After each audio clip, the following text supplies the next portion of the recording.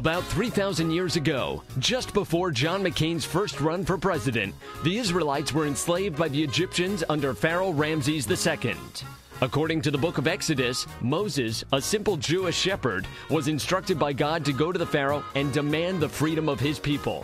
Moses, while a skilled unifier, was not a trained hostage negotiator. His now famous plea of, "Let my people go," was ignored by the Pharaoh. Moses warned the Pharaoh that God would send severe punishment to the people of Egypt if the Israelites were not freed. And, with no response, God issued a series of 10 terrible plagues on the people of Egypt. To protect themselves, the Israelites were told to mark their dwellings with just a little bit of lamb's blood so that God can identify and pass over their homes. Thus the name of the holiday, Passover. The Pharaoh, just like the recent stock market, gave up and caved in and agreed to the freedom of the Israelites. The Israelites got up and left so quickly, there wasn't even time to bake bread. They left faster than Alex Rodriguez at a random, unannounced drug test.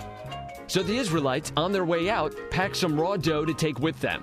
And it was baked in the hot sun of the desert into little crackers we call matzah. That's why we eat matzah at Passover. Matzah is like biting into a cardboard shipping box. Though the Jews were now free, just like O.J. Simpson... Oh, wait a minute. Is O.J. even free anymore? Does anyone know what the deal is with O.J.?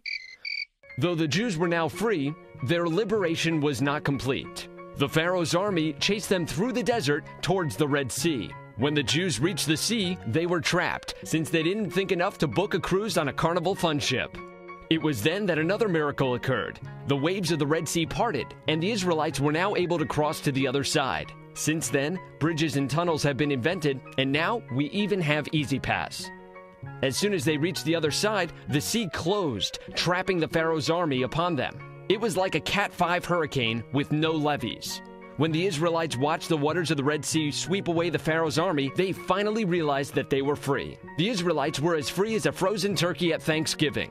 And the Pharaoh's army was swept away so quickly, it was almost as if Moses was using a dirt devil, a Swiffer, and an Auric all in one.